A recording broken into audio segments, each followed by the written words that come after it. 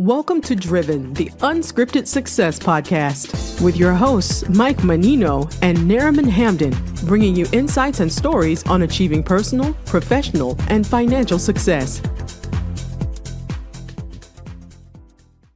Hi, everybody. It's Mike Menino, and welcome to Driven Unscripted Success podcast. Today on the podcast, we're interviewing professionals and financial successful people who share their experiences and tips with you, the audience, how they got to where they're at today, and zooming from the beautiful island of... the city of Fort Myers in Florida. The island of Fort Myers. I always just say island to help it out. This is Brooke. Can you help me pronounce your last name? Trometer. Trometer? Yeah. That's a pretty cool name. I like that. Thanks. So tell me a little bit about yourself. What do you do and where you come from? Well, I'm here in Fort Myers, Florida. Been here my whole life. Really? That's yeah. the first Floridian that I've seen that's literally from Florida. Oh, well, then I'll give you a little bit more then. I'm the fifth generation right here. Wow. On both sides of my family, my mom and my dad. So, yeah, true native. Wow. You started in Florida. Yeah. Florida. Actually, I mean, even right here, just in our hometown of Fort Myers, that's where that 5 generations even goes back here. So, it's not like from other parts of the state or whatever. But yeah, so we're here in Florida. 5 generations. How long was Florida? When did Florida become a state? I'm wanting to in the 1800s, like mid 1800s, I think. Yeah, they had 5 generations. Even at 75, you're 300 years old. 300 years in that same spot before it was even a state. So yeah, no, they so it goes on back. It would be what would that be? My mom, my grandparents. So my great grandparents, right, were here. Yeah. So it's been a trip. We know a lot of the history over here. So most people are like you. They're like, boy, just the sheer fact that I was born and raised here surprises a lot of people. And then when they find out that it's like, no, like we've been here before Lee County and Hendry County were even 2 separate counties. That's awesome. And tell me what you do. So I own Cypress Media Productions, which is a podcast post-production house. And we have our clients send us their raw files from their podcast episodes, and they get shifted over to us, and then our team starts working on them, and we do all of the audio and video editing. We write their show notes. We post everything on YouTube and all the audio podcast locations on their website if they have that they want it to go on.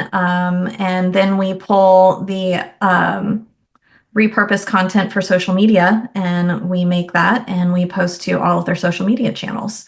So it's kind of a one and done for the host. They just sit there and press the start button and the stop button, and that's pretty much where their job ends and ours begins. Well, that's awesome. So you do all the posts on their website, on their social media? Yes. Yeah. Oh, really? That's a lot of work. Well, all the posts for the episodes. So a lot of our clients are business people. So they'll have us posting to their business social medias to promote their website, their podcast. And that's all that we post, though, is the stuff for their podcast. So if they have another social media team or they have somebody else that takes care of their day-to-day posting on their websites, then they have that. All right, cool. Very cool. I notice there's a lot of people, there's a lot of people in every business, and with your business, there's no shortage of it. And what do you do in your space to separate yourself? What sets you apart from other content content managers, I guess? Yeah.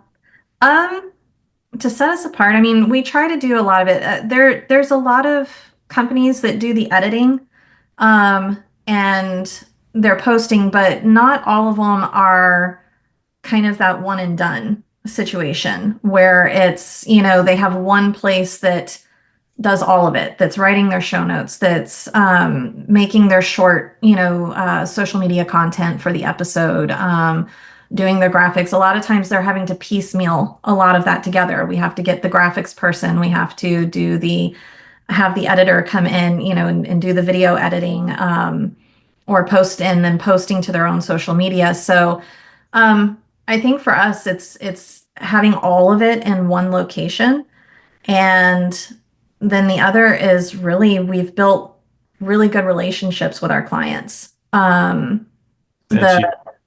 huh? That's huge. Yeah. And our relationships with our clients have I mean, that kind of just goes into how Cypress Media even became a thing to start with. And it was all based over trust and relationship building. I had worked at a podcast post-production house, basically the same kind of work that we're doing now with Cypress Media. And I worked there for a few years running the operations and kind of doing some client management, things like that. And literally overnight, the company shut down. Uh, Really? yeah, I mean, it was open one day. The owner had some some serious legal issues that came up, and it literally the company shut down the next day. Um, And you're working, there was nobody there. Yes, and more or less. I mean, it's all remote, but more or less, that we got that information, and I was, having to get in touch with clients to let them know, hey, this is what's happening. There's not really anything that I can personally do about it. I don't own the company, Hmm. and I had multiple clients that, I had actually already started re-upping my resume. You had it prepped. Yes, Prepped. I was sitting there like as I'm calling clients, I'm over here doing my resume and trying to get it all ready to go and to start looking for another job. And so I had never really planned on opening Cypress Media. Hmm. That was not in the cards or in the game plan. I And think there's a lot of people in business that started like that. yeah, and it was really there was a lot that came out of necessity, but the clients as I was talking to them started asking me, they're like, "Well, are you going to do this on your own? Like, can we just Work open your with you. business and we'll work with you?"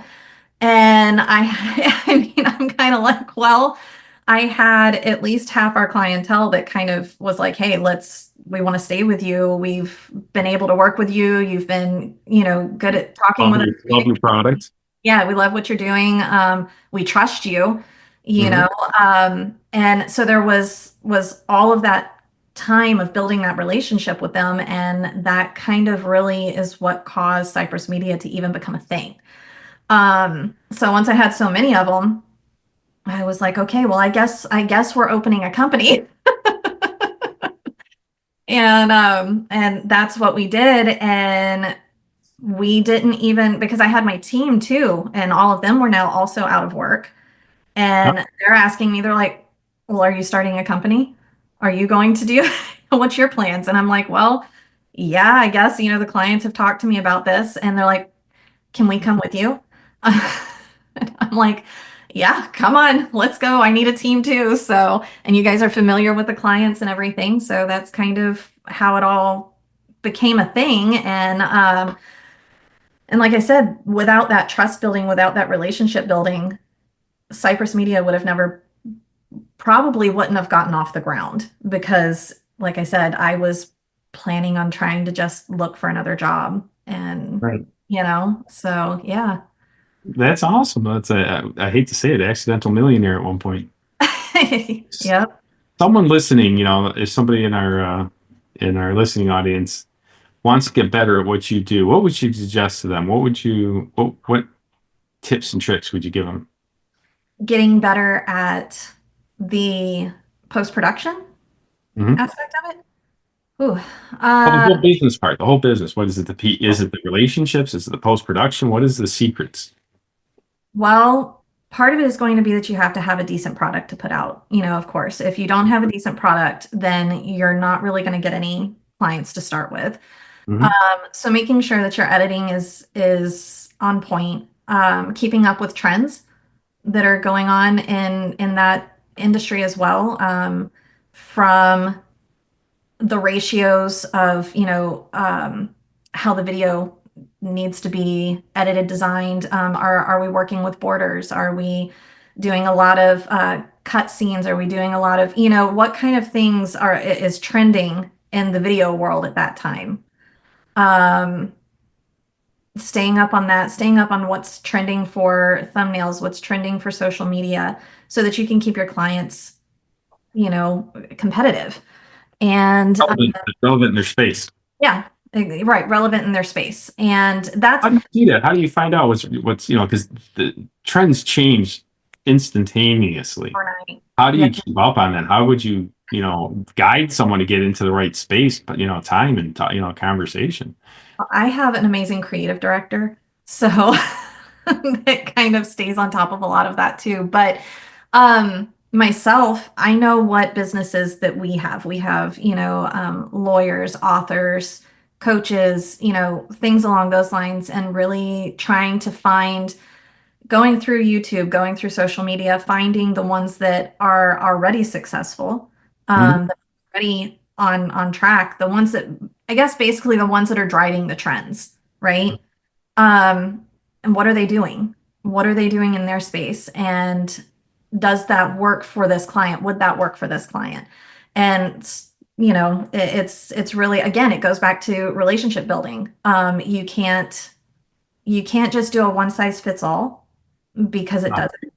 doesn't. Every podcast is going to be different. The way that you're going to edit something for a lawyer is going to be way different than how you're going to edit and design things for, say, a business coach.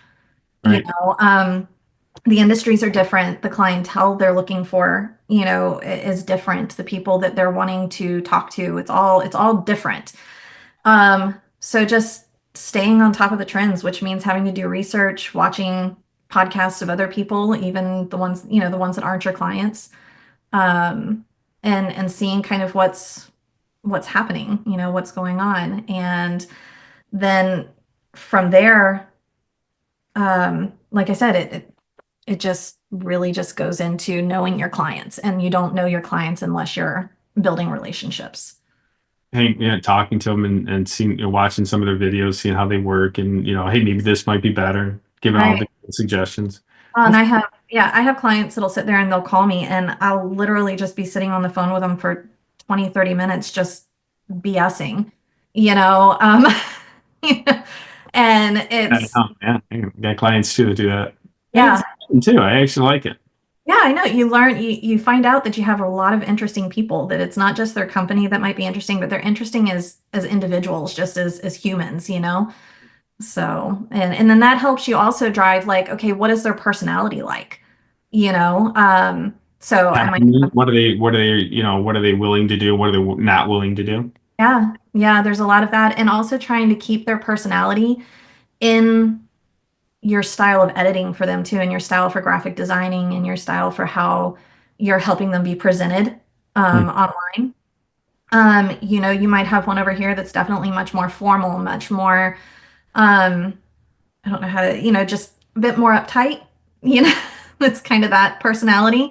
And then you have another one, and then you've got another one over here that is just, they're fun and lighthearted. And you know that using the same strategy that you're using over here for the one that's kind of more uptight is not really going to work for this one over here, because it's not really going to give his listeners an idea of what they're getting into with listening Right. to this podcast. Right. It's kind of like that thing. Like, I hate to say it, but we always say don't judge a book by its cover. But Yes.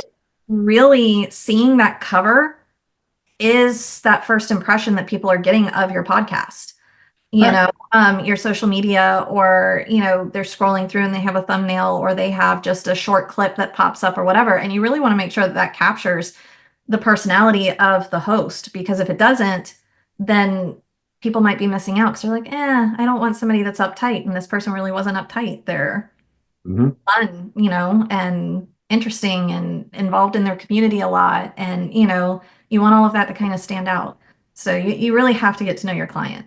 I didn't really think I'd be talking as much about building relationships as I am now, but as I get asked the questions, that's really what all of it boils down to. It really is the meat and potatoes of doing what we do. It's in a lot of businesses, believe it or not. I've been doing business for a long time, and client relations is, I'd hate to say 80, 90% of it. Mm-hmm. Yep. Yep. So, asking another question, what is one of the biggest challenges you had to overcome in your career? Oh. There's a lot. I know. Just pick one. I know. Everybody's like, I had to jump through hoops to jump out of an airplane. I don't know what's going on. Getting that client to jump out of an airplane. Hey, listen, this is going to be great for your brand. Yeah. Well, and I think that's part of it. I think in my career alone, just like specifically myself, my biggest hurdle's always been myself, Yeah. and trying to get out of my own way. And I think like you hear of that imposter syndrome. Mhm. And that's kind of a big thing. Like, and I think a bunch of people, whether you're somebody that's trying to start a podcast or you're trying to start a business or just in general, you want to get the promotion, you want to, whatever it is, you want to excel in these things. But then when you start kind of finding yourself at the level that you want to be at, you're kind of like, why am I here? Like, who wants to listen to me? What do I really have to say that is of any real relevance? And why is it me and not somebody else over here that has 15 years experience doing XYZ? Right. What sets, why me? And yeah, that's a big thing. I think that's my biggest hurdle has been trying to push myself to break out of that mindset, you know. Mindset's big. And every, I've interviewed a few people and all of them say mindset's tough because you set it. That's the problem. You set your mindset. Now to change it, it's up to you. Exactly. And you really, if you're going, you'll be the one that sabotages yourself. If you don't think that you can, then you won't. Well, And my favorite saying is from Henry Ford. If you say you can or you cannot, you're right either way. exactly, 100%. Yeah, I'm Yeah. glad you agree with that. Yeah. Everybody say no, that's not true because No. I think it totally is true. And in doing what I do, I mean, even prior to that, I always kind of had my background's more in education than it is in podcasting. yeah. And you know, I went one of the first things that I did back several years ago was developing an education program at a teen human trafficking safe house and working to educate the girls that were there, that would range anywhere from ages 13 to 18. And as I got in there, I had taught, I had tutored. I did a lot of tutoring over my lifetime, and that's really where I focused a lot in. And I homeschooled my own kids. But when I got in there, and I'm like, okay, this is how am I going to do this? How am I going to educate kids, especially now that the internet was such a big deal and we couldn't have them on the internet. So now I've got to sit there and really go back to basics. And it was, am I going to be able to talk to these girls? Am I going to be able to relate to them? Am I going to be able to get them to want to learn, And again, that's right where it came in there. If I didn't think that I could, they would have eaten me alive and spit me back out, you know? And, yeah, but it worked out. I went in there, we did it. The girls were great. And then from there, moving on to, hey, I want to be able to be at home more with homeschooling my daughter. At the time, it was my youngest one. My oldest one was already done.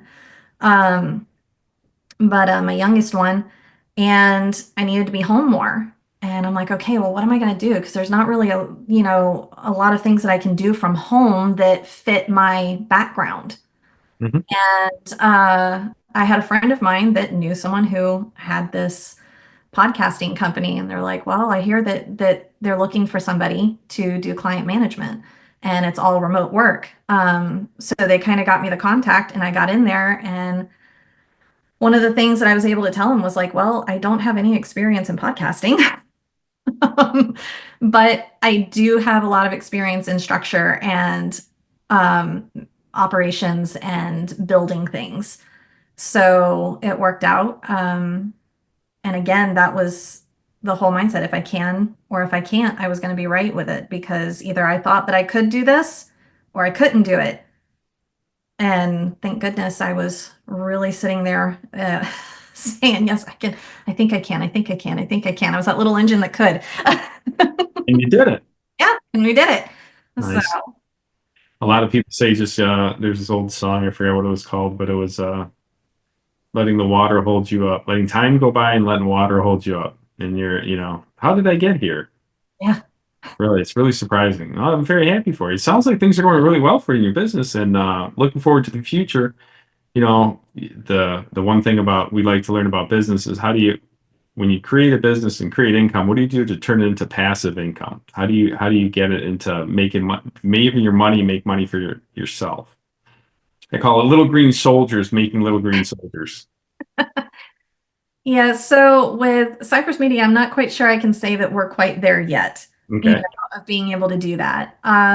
But I definitely think that it's being able to get a good team behind you, there you go. when and get out of their way. Yeah, that's a good one. That's I got to think of a name for this podcast. Get out of their way. Get out of their Be a way. good team and get out of their way. I love Yeah. I mean, because the thing is, if I could do it all, then I would be doing it all, but I'm not a graphic designer. I'm not a video designer. I'm not an editor. Can I do some of these things? Yeah, but it's going to take me about 10 times as long to do it as bringing somebody in that actually knows what they're doing. Oh, Uh, absolutely. and Everything well. I don't need to be telling the editor how to edit. No. We can sit there and have a conversation and be like, hey, I'm seeing these trends over here. What do you think about that? Hmm. And have a space where they feel comfortable to be able to agree with you or disagree with you and say, okay, yeah, but this is why that wouldn't be a good fit here. And listen, if I have people coming in that are good at bookkeeping, well, I'm going to let the bookkeepers do the bookkeeping stuff. Yeah. Am I going to oversee it? Am I going to look at it? Yes. But am I going to micromanage it? Absolutely not, because micromanagement is how you kill a company. Exactly. Exactly. I can relate very well to what you're trying to say. I build houses. I used to build houses, and when I get the contractors together, every contractor has a problem. You got this problem, you got this problem, get this problem. And what I'd like to teach people is when someone comes to you with a problem, like electrician goes, "Hey, we got this problem." I'm like, "How would you fix it?" Hmm. "I'd do this." "All right, if this was your house, how would you fix it?" And then Hmm. I'd say I'd do this. Generally, what they say, I don't think out of all the times I've asked that, maybe one or two times I've challenged them on it. What about Hmm. this? What about this? Well, if you do this, it's going to be expensive and not necessary. If you do this, it's going to be cheap and it's going to break a year from now. Hmm. Okay, cool. And they already know the answer to the problem that's coming up. And I hate to say giving it back to them, but getting their ownership in it.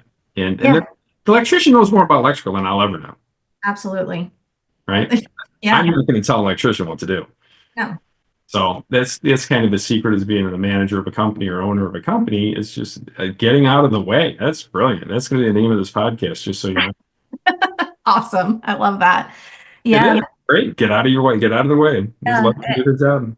You're just gonna hold them up, and I really try, and I think that a lot of times that's I think that's a problem with management in general with a lot of companies lately. Agreed. It is that um people are trying to manage, but they're not actually leading. Um, and leading doesn't mean that you're taking control of everything yourself. It means that you're able to delegate. It means that you're able to talk to your team. I think a good leader should be willing to be able to be called out by a team as well if they aren't, if their ideas aren't working. Hmm. And that's the thing. I try to check in with my team a lot, and every month or so I kind of check in. I'm like, hey, do you guys have everything you need?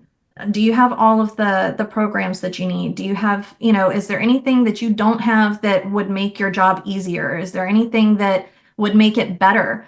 Hmm. Um, and if they say yes, then we talk about it and we figure it out. Okay, yep, that's in the budget. I can help with that and let me get that to you. If it's not in the budget, then I'd be like, okay, let's work towards that. And that's going to be on our list to try to get implemented. Right. Um, if they're telling me that a process isn't working or a process is holding up, the machine, then the only thing that I ask them and that I've always tried to do myself is that if I'm going to tell you there's a problem and I'm going to say, hey, here's an issue, I'm not, and I don't like my team to do it either, to bring it to me and not have thought about the problem enough to have a potential solution. Correct. So if you're going to bring me a problem, bring me a few solutions, a few options to go along with it. And then let's discuss those options and let's figure out what works. And typically I'll have them tell me what they think, give me their opinions on it. And then from there, I might turn around and say, okay, I think this one might be the best way to go, but you guys are the ones in the trenches actually doing the work. What makes sense for you guys? And Exactly. listen to what they have to say. And have you noticed that 90% of the time they came up with the right solution? Yeah. Very rarely is it something that doesn't work out or Right. for the mm-hmm. I Yeah. agree with you wholeheartedly. Hey, Yeah. listen, I can't thank you enough, and that this has been awesome. As we're wrapping up, what exciting plans do you have in the works for the next 6 to 12 months? Oh boy. So in the next Good questions, huh? yeah, I know, right? So in the next 6 to 12 months, I'd have to say we're going to start trying to look. I'd say this one would probably be in that by the end of the year. I want to try to start getting in some client guest management services Gotcha. for the clients, being able to try to start finding the proper guests for their podcast, because there's different levels of guests that you'll have for your podcast. Correct. And then, because a lot of people will ask you, when am I going to see an ROI on this? Mm-hmm. And, I always tell people too that podcasting is a marathon. If you're looking at it in that aspect, it's not a sprint. So this is about creating yourself becoming an authority in your space, Mm-hmm. creating trust, letting your voice get heard out there. But that also means, what podcast should you be showing up on? Mm-hmm. What podcast guests should you be having on your own show? So I think if we can implement more of your guest management services like that, and that'll help a lot with our clients and what they have going on, and as well as trying to start getting in maybe some more of social media marketing on our team too. So I think those two things are things we're trying to have going, and hopefully by the end of the year, we'll be able to start implementing that more. Awesome. That's fantastic. Hey, listen, thanks so much for your time. I really do appreciate it. We're going to say goodbye to the audience in a few minutes, but before we do, I'm going to give you an opportunity to get your name and number out there and tell them how they can get in touch with you. Hi, yeah. You can email me at brooke@cypressmediaproductions.com. And Brooke Trometer, that's me. And my phone number is 239-770-5216. So if anyone wants to call and set up or send me an email, we can talk. All right. Sounds good. Hey, thanks a lot. Thanks again for doing it. And I wish you the best on that media. That's a tough gig, man. I know a lot of people out there, and it's tough, especially keeping up with the current trends is probably the hardest thing I would think of. Yeah, definitely. All right. We'll let everybody go. Thanks a lot for showing up. And if you guys have any questions, please contact Brooke. Thanks. Thanks for listening to Driven, the Unscripted Success Podcast. Want to share your story? Apply to be a guest at drivensuccesspodcast.com/guest.